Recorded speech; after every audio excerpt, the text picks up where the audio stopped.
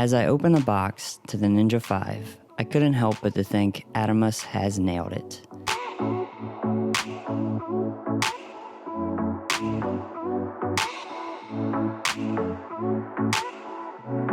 In a world full of smaller rigs and one-man video crews, the form factor of the Ninja V puts it a step above anything else on the market right now. I have been using Atomos products since the original Samurai and Ninja iterations. I still have my Ninja blade, which will on occasion see some use, even on shoots now.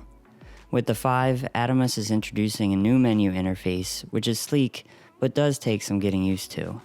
I found myself learning it quickly, but still playing a game of what does this button do at times. The screen itself maxes out at 1000 nit brightness, which is a little bit less than its bigger brother the Shogun Inferno, as well as the even bigger Sumo, both having a 1500 nit screen. However, this is not really noticeable, at least in my findings. I have had a Shogun Inferno for a little over a year now, and holding the two screens next to one another, it is a very close visual comparison. For my first test of the Ninja, I went to a small food festival in Baltimore where I took some footage at 1080p, 60 frames per second with my Canon 5D Mark IV. I had a simple setup of just holding the camera with a small rig cage and having the Ninja mounted on top connected with a coiled HDMI. I never felt pulled down by this setup and still felt very nimble. Just popping the camera up to grab a quick shot felt great. The one thing I noticed with this setup was that as I walked around the water's edge, the HDMI cable would jostle a little bit and I would get a no input signal. However, this isn't really a complaint about the Ninja as much as a nitpick of the state in which HDMI inputs can be a bit finicky. My next round of testing was having a proper shoulder mounted setup with my Canon C200. I have a whole small rig cage built around my C200 with a very locked down monitor mount. At no point did I have an input issue with this setup, and I found the Ninja held up amazingly. I filmed with the camera at a 4K resolution at 24 frames per second. I've been filming a documentary for a local nonprofit, so we worked around a small classroom environment picking up B-roll. The Ninja looked great again, and I had no issues at all. Now at this point, I would like to mention that in both tests, I left the Ninja running for the extended time of shooting and did not get any kind of overheating issues or warnings. It got a tad warm to the touch, but the ventilation is great in this monitor. The way the battery life works is also great. The 2 batteries I received with the power accessory kit just ran and ran. They are both brand new, but I got well over 2 hours on a single NP F750 battery pack. I even busted out a battery from my Ninja blade, which has seen a fair amount of use and got about 45 minutes non-stop on it. This is the smaller NP F570 battery. My next testing point was with my Sony a6500, which while having some strange quirks, worked great. In normal HD, the monitor triggers like it should as I hit the record button in camera. Simple enough. However, then in 4K, the HDMI does transfer the resolution into the monitor, but when I go to hit record, I've found this just blanks out the monitor. So the workaround here is to simply have the camera run and trigger recording straight off of the Ninja itself.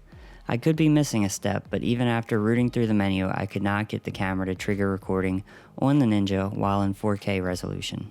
My last testing subject camera-wise was my Canon C100 Mark II. After a little menu digging, I was able to get the camera triggering the recorder easily. As along the lines of the 5D Mark IV and C200, once the proper settings were maintained, pairing things up was a breeze. Not really much else to report there except for look at my dog Lexi. I also picked up the Angelbird Atom X SSD Mini to fit the smaller form factor of the Ninja, and this is a must-have for sure. You can certainly use old SSD drives from your Shogun or other monitors, but you get this annoying overhang from them and it just makes it look kind of clunky. Once you get the SSD Mini, it sits back, has a great look, and records perfectly. Some small nitpicks at this stage of testing would be minor, but I would not be thorough if I didn't mention them. For one, turning the monitor on and off is kind of a pain. Holding the button down to power off is nothing new for these recorders, but with this one it feels like you have to do so a few seconds more than other models. I was having a lot of lock screen messages at first because I wasn't holding the power button down long enough. My next point would be a lack of accessories, which I know they are forthcoming. For instance, they have a sun hood accessory, screen protector, a USB-C docking station, and their Atom X sync system all on the horizon. But feeling like I have to piecemeal a kit together is a little lame. I also put together my own carrying case configuration, so if you want to get a nice weatherproof case for this guy and his accessories, follow the link in the description of this video for that. Overall, my final thoughts would be this. The Atomos Ninja V is a great all-around piece of gear for larger sets as well as small ones, especially for those one-man bands out there. If you are a wedding videographer mainly using a handheld gimbal, this would be perfect. Or if you are a director on set looking to have an awesome personal monitor, this is a solid choice. And even if you're a gamer looking for a way to capture gaming footage, again, this is great. The only real reason not to get the Ninja V is if you already have a Shogun Inferno or perhaps even the Sumo, and you aren't worried about the heft or the weight of your setup. If you're in a situation where having a bigger monitor is all you need, then don't run out and grab this guy right away. But for anyone who wants an awesome piece of tech that will push your videos to a better level and also don't need bulk, then look no further than Atomos Ninja V. Thank you so much to everyone for checking out this video and my review. I am in no way paid for these opinions and they are my own. I purchased the Ninja with my own money and have been a loyal Atomos user for years now, so just wanted the chance to show my support. If you like my videos, please like, comment, and hit the subscribe button to keep up to date. Have a great day!